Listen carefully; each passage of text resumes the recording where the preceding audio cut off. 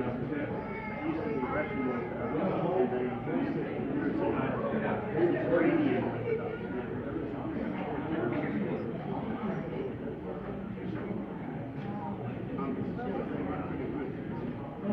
let us begin here in just a moment. I hope you don't mind that I pull myself a little bit closer. I'm aware that this is the demilitarized zone of safety.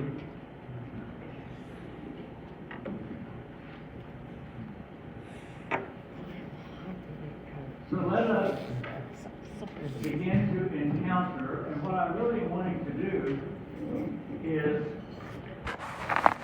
I told you that I had to write an answer, and that answer that I gave caused me to understand there was a different version of Christianity that I had never heard of.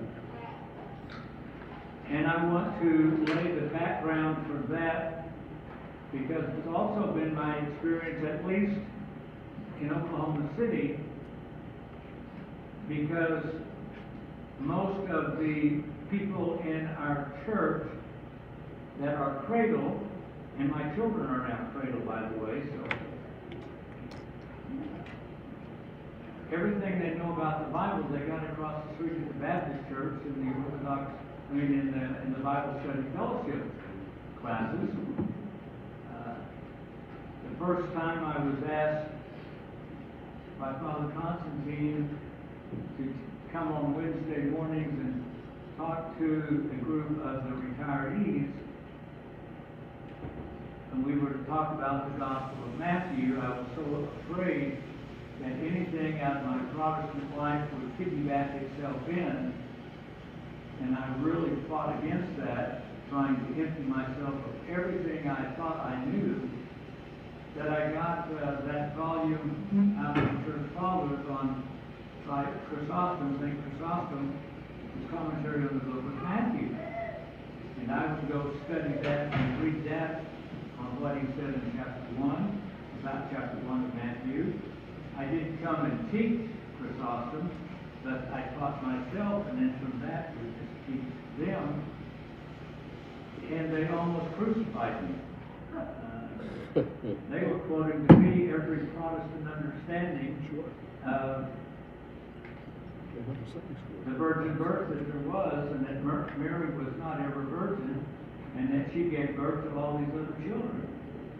And I'm going, that's not what the church teaches, at least what it just taught me last night when I read Chrysostom.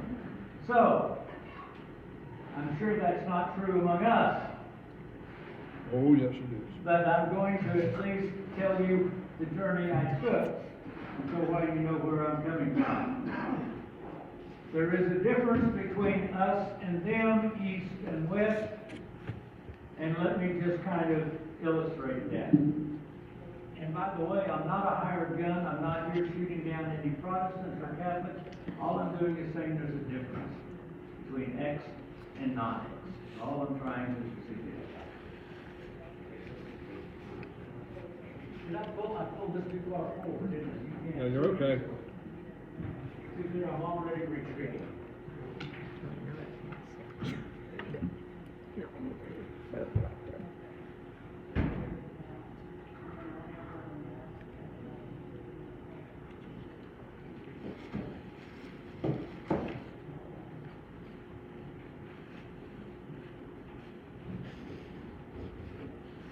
Of course, you recognize the Roman Empire, right?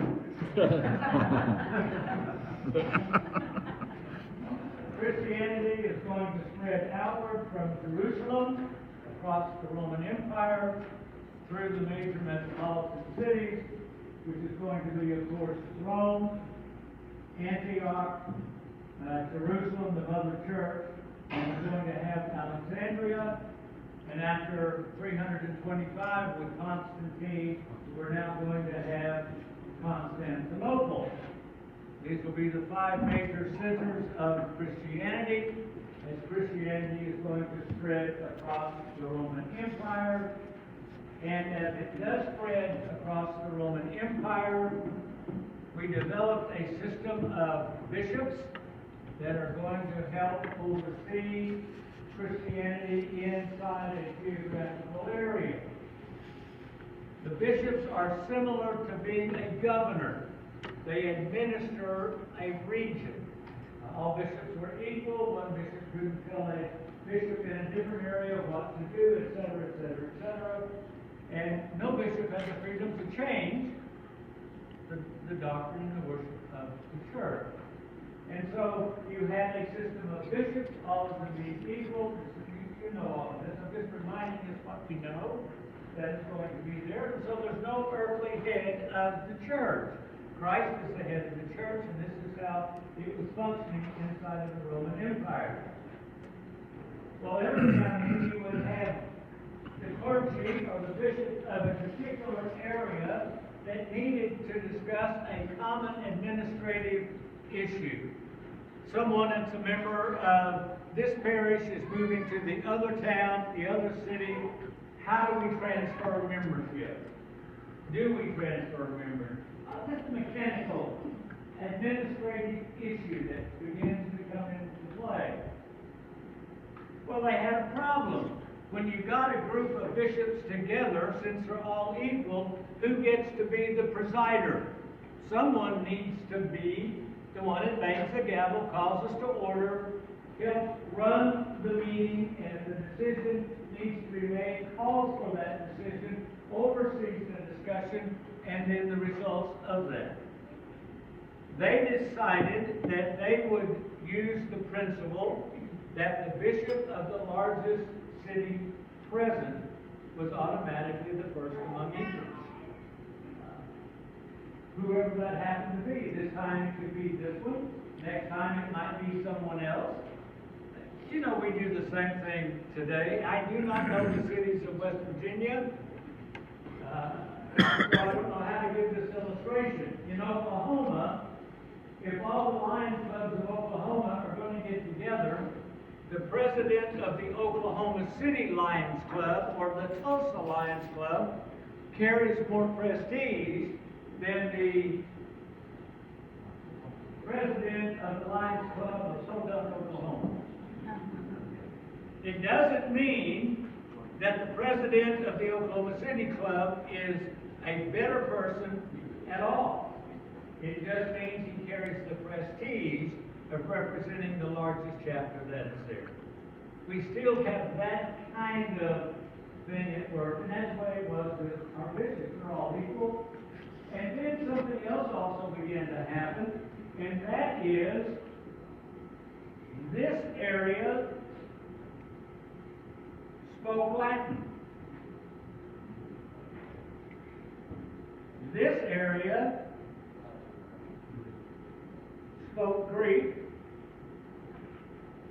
This area, all the way to India, through Mesopotamia, through Iraq, spoke Arabic. Of course, Jerusalem is the mother church, and this area was Coptic. So the Roman Empire was actually divided linguistically, and these major cities are the major cities of a language block inside the Roman Empire. So therefore, the Alexandria and the Bishop of Alexandria would become by default first among equal among the Coptic speaking Christians, Antioch among the Arab speaking Christians, Constantinople among the Greek speaking, and Rome among the Latin speaking part of the Roman Empire. And so, that first among equal inside a language group was given the special name, title of being a patriarch. And that language area was called a patriarchate. All the bishops are still equal, they're all functioning, but we've got these natural divisions linguistically, administratively, and there's no earthly head of the church. I need to now add a little more detail that's going to happen. In 410, let's call it 400, let's not get too technical. 400 AD, after Constantine has moved the capital to Constantinople, Rome has essentially been depopulated. A whole bunch of people moved to Constantinople with the government, and all those that got free handouts from the government, they moved to Constantinople where they could still get a free handout. And so there's nothing really west of Rome in 400 AD except the outpost of the old Roman Empire. Paris doesn't exist, London doesn't exist, Berlin doesn't exist. It's nothing but, in Oklahoma we'd say jackrabbits out there. It's just nothing except an outpost of some people. So once you depopulate this place is kind of empty. 400, you're going to have Alaric, one of the German tribe groups. Alaric is going to lead his group, and they're actually going to enter Rome and sack it and loot it for the money, the food, etc. that the nomads north of the Alps didn't yet produce. This is going to cause a shock, at least in the Latin part of what's left of the Roman Empire. There's going to be a whispering campaign against the emperor. Now you had to whisper it or you get your head cut off. Constantine has been succeeded by now by his descendants. This is the Christian's fault. This Christian God's fault. What is this lovey-dovey, turn the other cheek nonsense? We abandoned the old gods of Rome and look what it got us. Rome has been sacked. The eternal city has been attacked. The old gods would not have allowed this to happen. A god of war, Mars, that's a god we ought to be worshiping. Not this turn the other cheek nonsense, namby-pamby religion of the whispering. And as a response, there was a bishop in Hippo, here in North Africa, by the name of Augustine.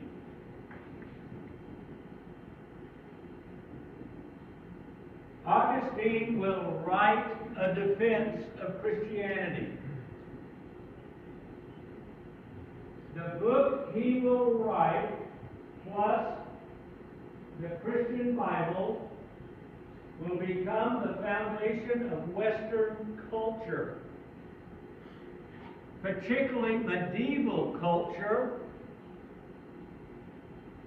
and the remnant of medieval culture that still survives till today, until we finally get it kicked out of our country in the secularization that's now happening. The name of his book is The City of God. It is a massive book, small print. We haven't got time to go into any of the details, other than he created a blueprint for how to create a Christian culture, so that the goal and function of every institution was salvation. Purpose of education, get us saved. The purpose of government, get us saved. The purpose of economics, to get us saved. Everything worked together to achieve one goal, to get each one of us to heaven. And we created medieval culture. I'm going to touch on this later, but in this book, he will invent and create a doctrine that will exist and dominate the West, that never existed and has no existence inside Eastern Christianity. It is called the doctrine of original sin.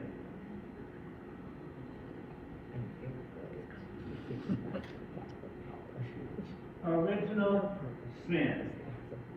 Since I'm going to talk about that later, I'm not going to talk about it at the moment. This is happening at 400. After 400, you're going to then begin to have in Arabia, by the 600s, Islam is going to come roaring out. And so Islam is going to begin its assault northward, and I don't have the dates with me, but they're going to conquer Jerusalem, they're going to conquer Antioch, and of course their goal is going to be to conquer Constantinople. They're going to come across North Africa, they're going to conquer Alexandria, they eventually will conquer all of North Africa and make their way up even into Spain. It will be part of the Muslim onslaught that's coming. Next, during that same time frame, a new group, a new tribe called the Franks, from Frankfurt, Germany, that's where it gets its name, began to migrate into the Roman province of Gaul, which is now depopulated. They did not come as savages, they did not come as marauders, they came as settlers. They settled there, they learned how to farm, got a stable food supply, and they have an explosion in their birth rate, and they are going to completely repopulate the area. And so many Franks will end up living there that we no longer call that area Gaul. We call it the land of the Franks to this day. We just take the K and make it a C and call it France, the land of the Franks. In 800 AD, the king of the Franks is Charlemagne. We've all heard of Charlemagne, 800 AD, Charlemagne. Charlemagne is an ambitious man. He's a giant of a man, taller than most of the men in that day, which is why he was called Charlemagne, Charles the Great, Magne, because he was bigger. That's Charles the Big. It wasn't talking about what he accomplished, it was a reference to his physical domineering size. He wants to create the empire of the Franks.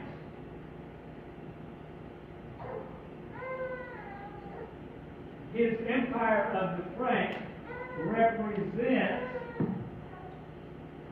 the Latin part of the western end of the Roman Empire.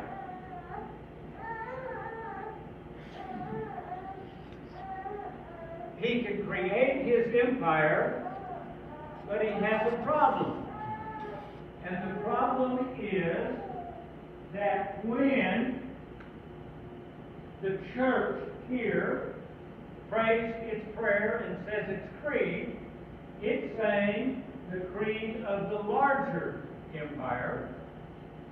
When there is an ecumenical council, his clergy attends and is invited to attend those councils and those synods. So they're always part of something bigger than his little empire.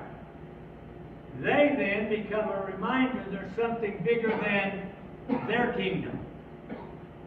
His problem is, how do I break away the Christianity inside the Latin Patriarchate away from the rest of Christianity? He decided to do it two different ways. One way was to sponsor the adoption of a new creed. A creed that has, as you all know, the Philippic in it, and the Son.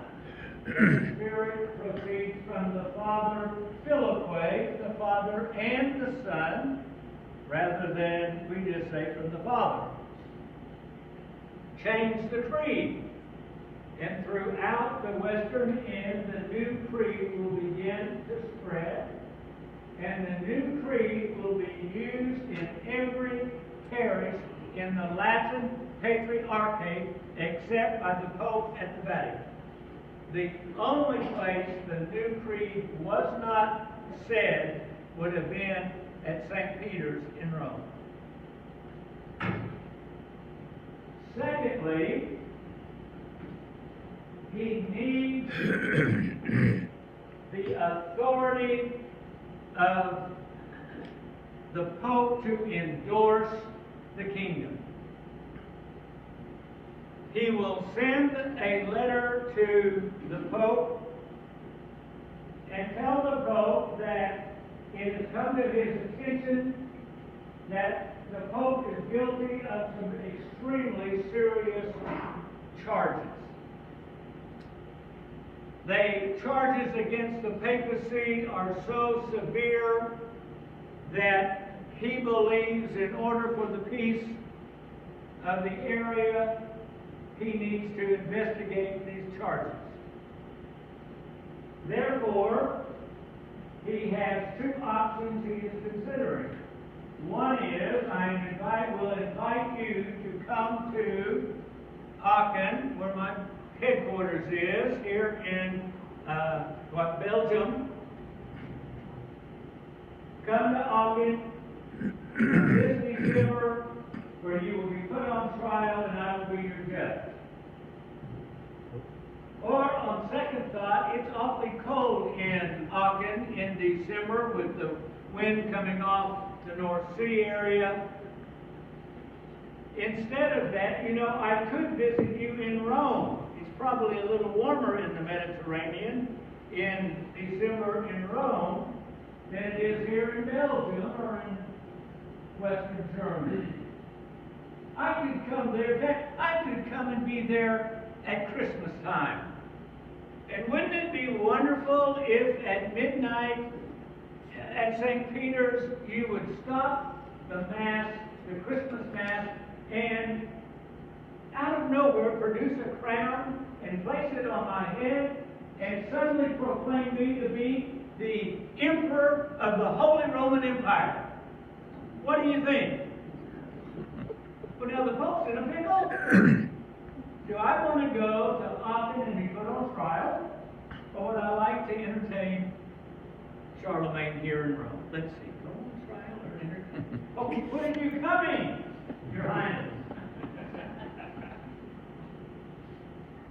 And on December the 25th, 800 AD, during the Mass at St. Peter's, the Pope will produce a crown, place it on Charlemagne's head, and create that newfangled thing, the Holy Roman Empire. And from that moment on, Charlemagne will continue to do everything he can to separate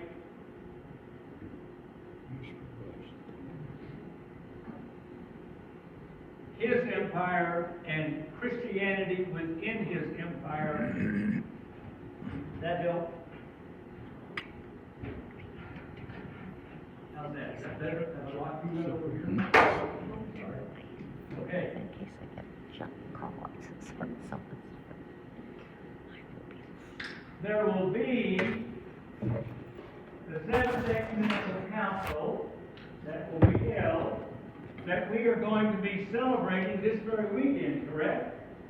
The restoration of the icons, which is going to be based upon what the Seventh Ecumenical Council had decided about the authenticity of using icons that then had not been implemented in the churches because of the emperor until, what, 842? Is that the date? About that. Yeah, close. We're going to be dealing with tomorrow. The actual restoration based upon the Seventh Ecumenical Council, the Synodicon of Orthodoxy that we recite, I think, comes from a declaration from the Seventh. Charlemagne Charlemagne will not allow any of the clergy from his area to attend the Seventh Ecumenical Council. Now, this is going to be held before 800, but Charlemagne is already moving in this direction back in the 780s, 790s. He will instead call his own council of his Christianity, Latin Christianity, and they will meet in the city of Frankfurt at the Council of Frankfurt, and they will repudiate and reject every decision of the Seventh Ecumenical Council, which is why there are no icons in the Catholic Church. They will have statues, but they won't have icons because of Charlemagne and his council. Bingo. From 800 AD on. Then, am I getting too detailed? Yeah. It's going to be, I think it's around 1040 AD. It's a little after 1000 AD, somewhere in there, that the Bishop of Rome, the Patriarch of Rome, the Pope, will capitulate and will use the new creed with the Filioque for the very first time. After 1000 AD. So it's taken 200 years after Charlemagne to get the Pope on the side, and within, if it was 1040 when that happened or wherever, within 14 years, now we're in 1054, we have the Great Schism. The breakup of the Church of the Roman Empire into two separate churches. We have a church on the western end of the empire that can be called the Western Church. We have a church on the eastern end that can be called the Eastern Church. We have a church on the western end that uses Latin, so we can call it the Latin Church, the Latins. We can use a church on the eastern end with Greek being the official language on the eastern end, and so you're going to have the Greek church. Didn't mean Greek ethnicity, it meant the Greek language being used on the eastern end. The theology was expressed and so forth on the eastern end.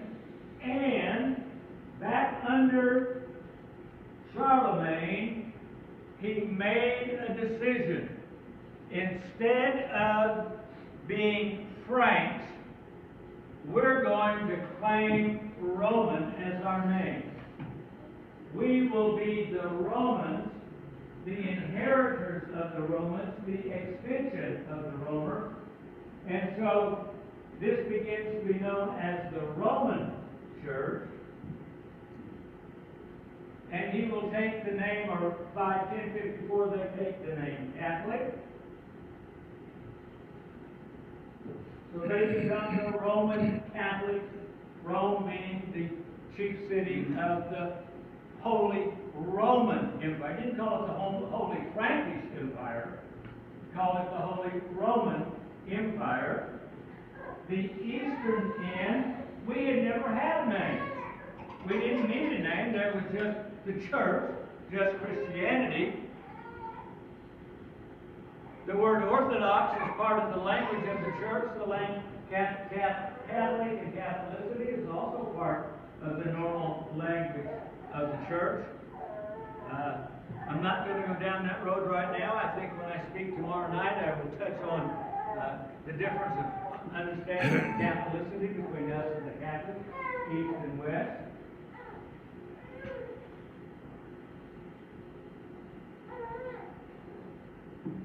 We needed a name.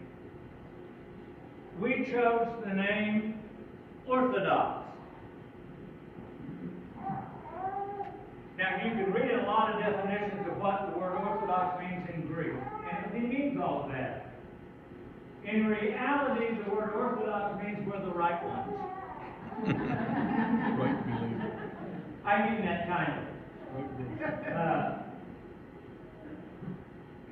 You know, when the Pope split from the church, he changed how the sign of the cross is made. We make the sign of the cross, of course, with these three together, these two fingers coming down. Trinity, Father, Son, and Holy Spirit, fully God and fully man. Name of the Father, the Son, Holy Spirit. Right shoulder, and then the cross to the left. One God. Amen. The Pope, he changed the way the sign of the cross was made, so he could tell if you were Orthodox or not. Catholics make, those that use the sign in the West, coming from, use the open hand, come here and go down, and go to the left shoulder and come across like this. And my Catholic friends tell me it's so they can say, in the name of the Father, the Son, and the Holy Spirit, thank God we're not Orthodox.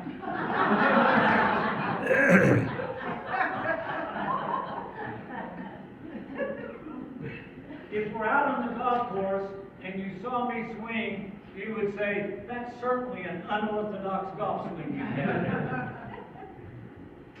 If I have an unorthodox golf swing, I'm not doing it the normal way we always do things.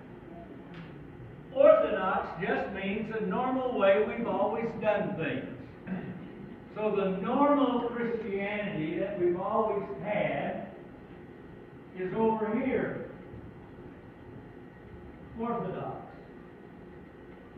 The newfangled, new improved, invented, just off the shelf market product is the Catholic version over here. After 1054. Now, for all intents and purposes, Western history has no knowledge of anything that happens east of Italy after 1054. All Western history that we were taught, unless you happen to major in some class on the eastern end, and it's hard to find in a history department at any university anyone that's a scholar on Byzantine history. You can find it at maybe Princeton and Harvard. I've got their books, but it's hard. Most departments in most universities have nobody that knows anything, but everybody knows something about Charlemagne on, Gibbons and his history of the Roman Empire, which is a bunch of bunk for a lot of it, particularly when he talks about the councils. It is all here. We've all bought Charlemagne's, the Franks are the inheritors of the Roman Empire. Constantine blew it. It's his fault, so forget him. Charlemagne has resurrected the glory of Rome. Let's go with it. We're going to now build a new culture using Augustine, original sin. Here we go. Everything is fine in the West until 1500. Oh, sorry, let me back up. I have to mention one final thing before we get to 1500. 1054, we split. Beginning in, and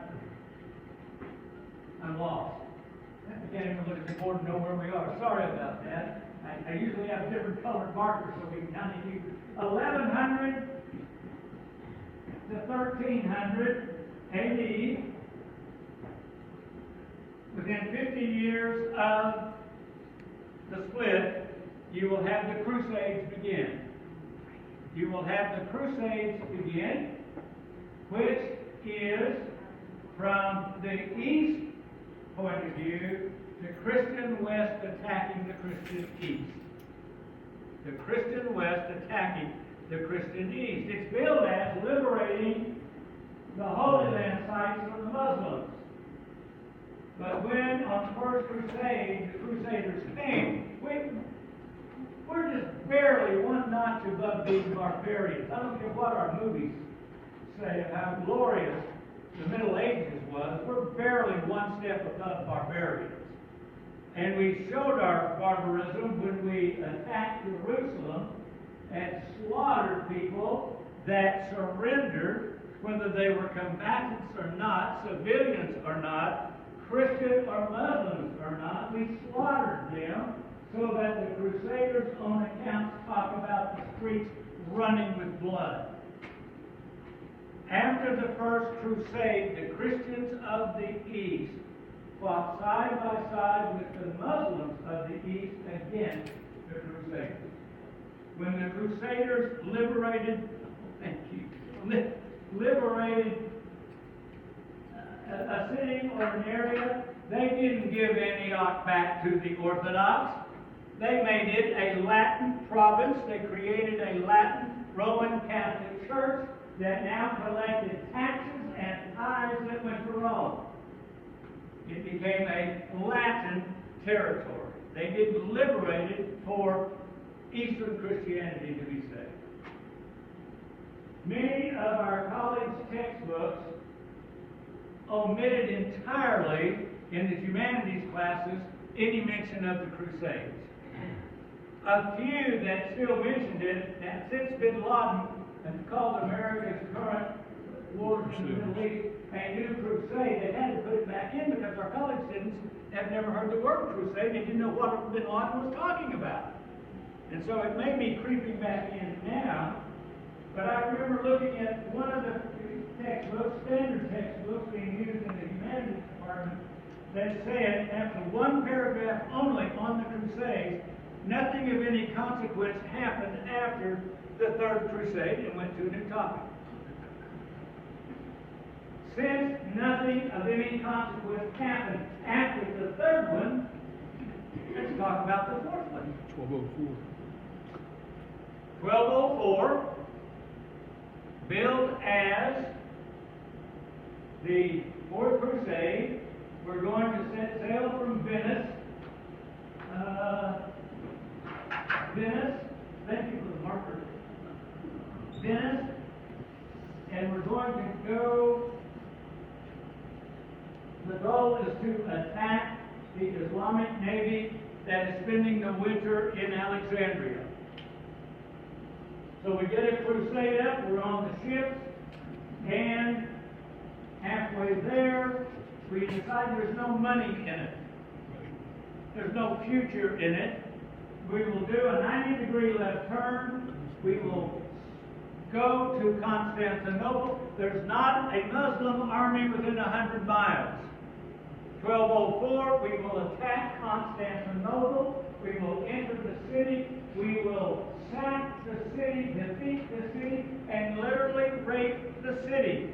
We rape women on the altars of all the churches in Constantinople. We're going to steal the gold, the silver. We're going to steal all of the art, the books, all of it, and bring it back to Venice. 1204. I remember in my undergraduate days taking a course, the Renaissance and the Reformation, and my textbook said, we have no explanation for why the Renaissance occurred in the 13th century in Venice. Well, the reason we have no explanation for it is we don't know about the Fourth Crusade. The Renaissance happened because we brought the literature, the art, the gold, the culture, the civilization back to Venice and had the money from it to launch the Renaissance. You go to Venice today, you will see the treasures of Constantinople still on display there.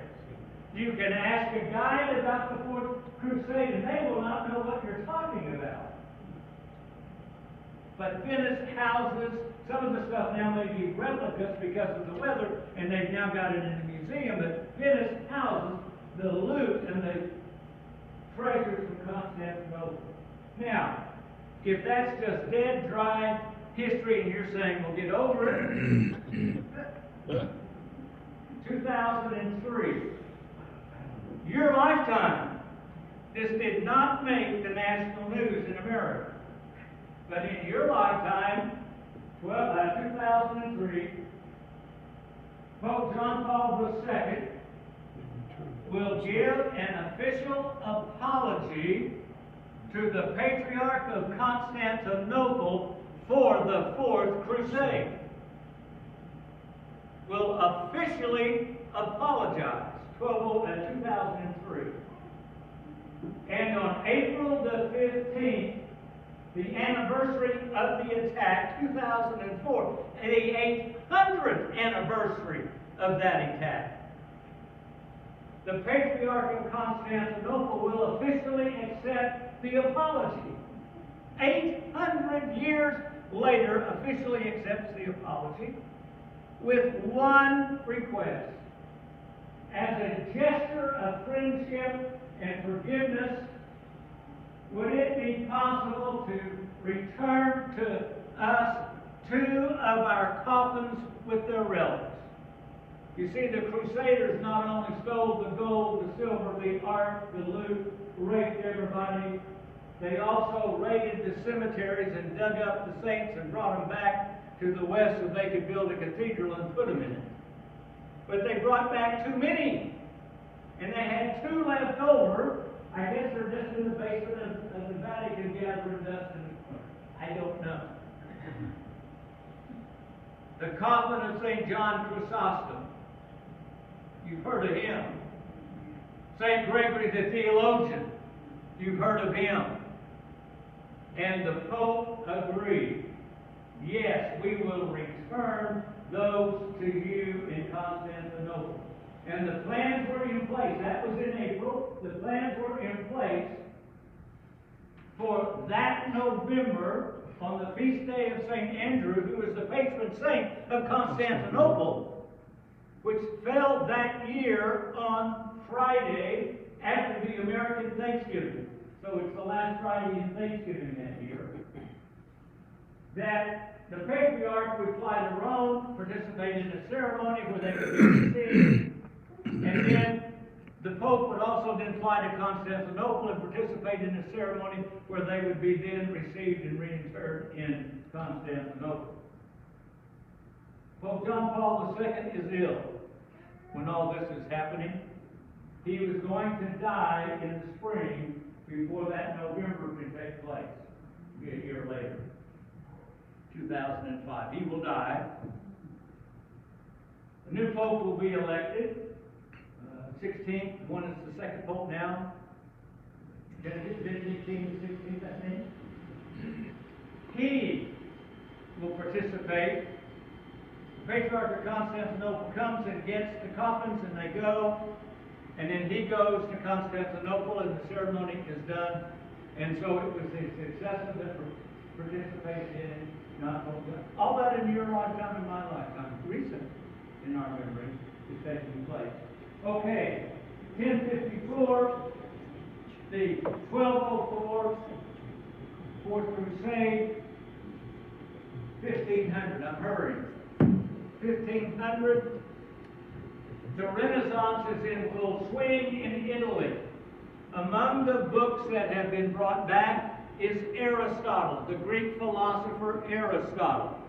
You will remember that Plato and Aristotle are the 2 giants among the ancient Greek philosophers, and they had a different understanding of reality and where the essence of reality is, and we're not going to become a philosophy class. I'll just leave it at that. Augustine, when he wrote his City of God, knew Plato. He refers to Plato by name again and again, all the way through the City of God, and does everything to make Plato a saint. Therefore, in the West,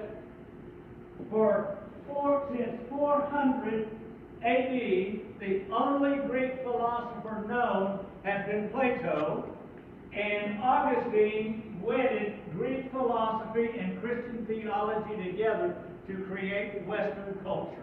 Both of them, faith and reason, join them together. Aristotle was unknown. After 1204, Aristotle is brought back. Your textbooks are going to say that it was the Islamic scholars that brought him. It was the Christians of the East that had translated Aristotle into Arabic that got brought back. Anyway, Aristotle is discovered.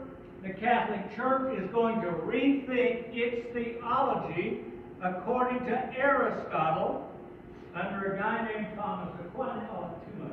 They're going to reinvent the stuff to come up with a new, improved, new Catholic theology based on Aristotle. So they're going to modify Augustine to begin with. All of that's happening south of the Alps in Italy and France. The Renaissance is in full swing, and you've got a German pilgrim whose lifetime goal was to come to St. Peter's in Rome for Easter. And they finally are coming, they've made it across the Alps, they're coming into northern Italy, and they come to Florence, where they have heard about the wonderful sculpture of Michelangelo.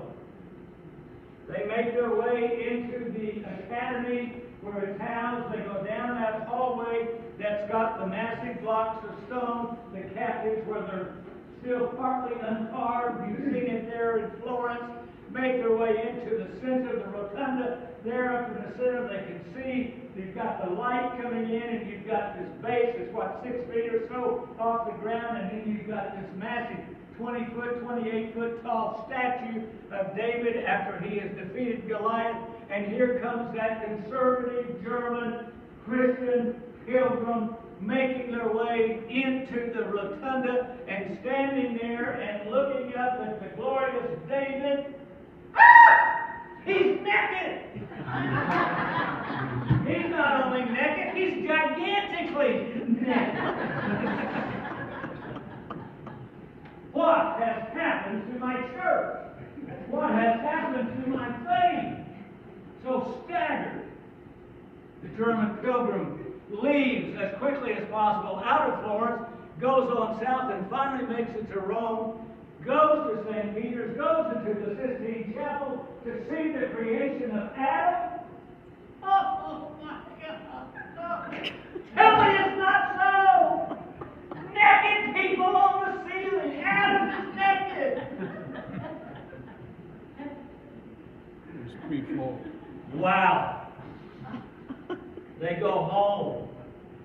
They tell their village priest, you won't believe what's happened in Italy. You won't believe it. So a man by the name of Martin Luther decides to debate the changes. You've thrown out Augustine and brought in Aquinas. You've thrown out Plato and brought in Aristotle. The 95 Theses is debated, and the Protestant Reformation begins. Protestant Christianity is the original Catholic theology based on Plato. Modern Catholic theology is the new and improved version based on Aristotle.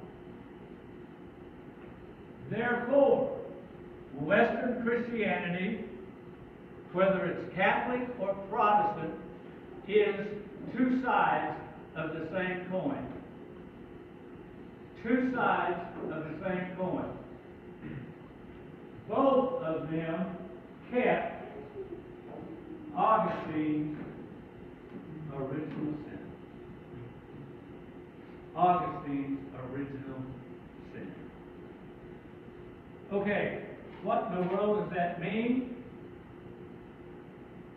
It means there's two versions of Christianity. There's the original Orthodox version, and there is the Western version, A or B. Western Christianity, Western culture is this kind of culture based upon original sin, A, Protestant, B, Catholic. Two separate kinds. Well, that means, what was it I discovered when I answered Father Joseph's question, what does the Orthodox Church say about salvation? You'll have to come back after the break and we'll see if we can answer. Caesar. Thank you, Nick.